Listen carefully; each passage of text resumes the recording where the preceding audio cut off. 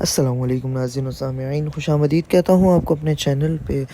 گزشتہ ویڈیو میں ہم نے اس بات کا تذکرہ فرمایا تھا کہ نبی کریم صلی اللہ علیہ وآلہ وسلم کا ستارہ کیسے عرب میں چمکا اور کس طرح انہوں کی جو زندگی ہے بچپن کی انہوں نے گزاری ہے، اور ان کے بچپن میں ایسے کون کون سے واقعات ہوئے جو کہ ہم نے پچھلی ویڈیو میں بھی تذکرہ فرمائے۔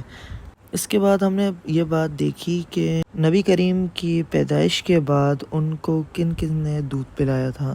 سب سے پہلے انہوں کو آپ کی والدہ نے جو کہ 9 دن تک دودھ پلایا، پھر صوبیہ جو کہ ابو لہب کی باندی تھی انہوں نے، پھر حلیمہ سعدیہ رضی اللہ تعالیٰ عنہا نے دودھ پلایا۔ تو چلیے اب آگے دیکھتے ہیں کہ کیا ہے تذکرہ۔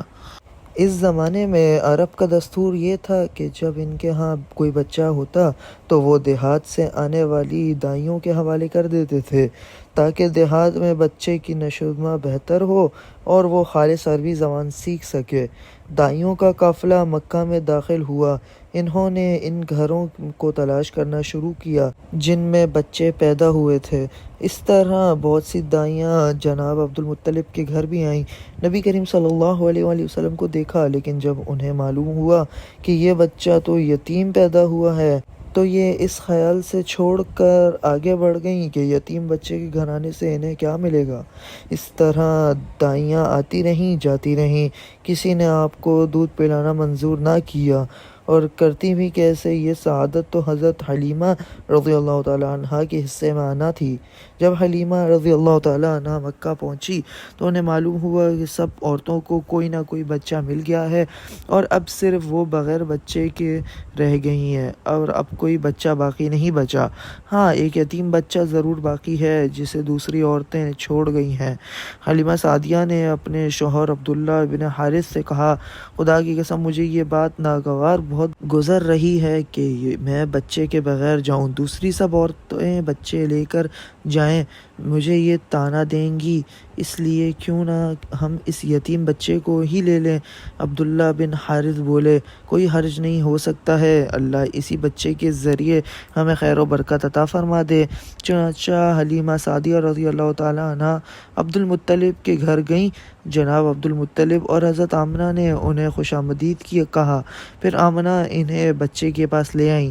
آپ اس وقت ایک اونی چادر میں لپٹے ہوئے تھے، وہ چادر سفید رنگ کی تھی، آپ کے نیچے ایک سبز رنگ کا ریشمی کپڑا تھا، آپ سیدھے لیٹے ہوئے تھے، آپ کے سانس کی آواز کے ساتھ مشک کی سی خوشبو نکل کر پھیل رہی تھی۔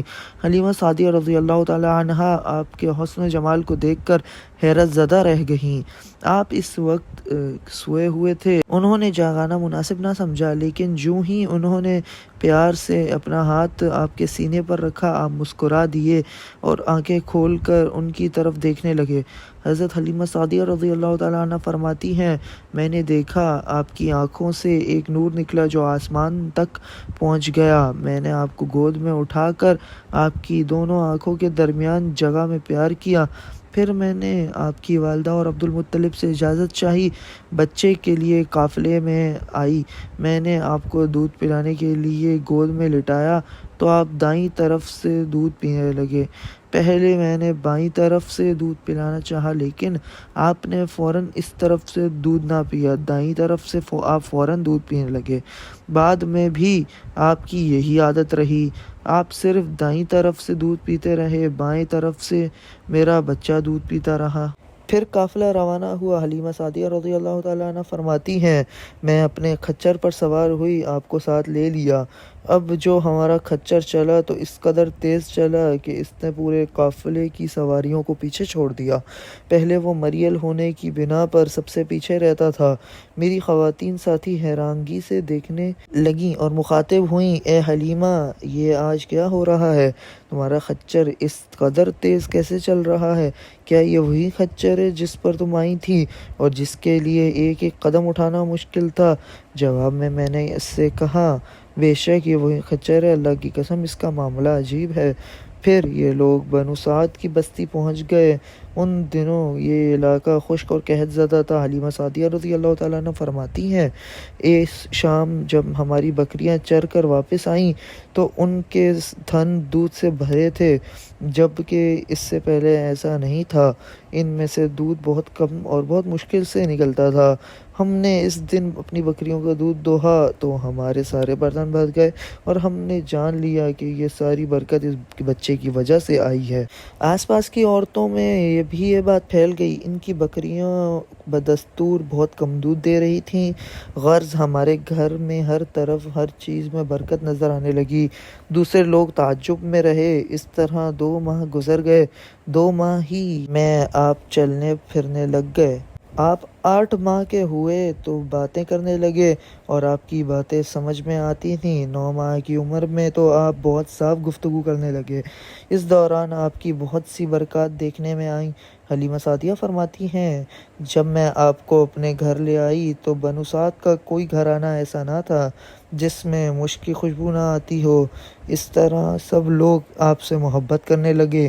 جب ہم نے آپ کا دودھ چھڑایا تو آپ کی زبان مبارک میں یہ لفظ نکلے، اللہ اکبر کبیرہ والحمد للہ کثیرہ وسبحان اللہ بکرۃ واصیلا، یعنی اللہ تعالیٰ بہت بڑے ہیں، اللہ تعالیٰ کے لیے بے حد تعریف ہے اور اس کے لیے صبح و شام پاکی ہے۔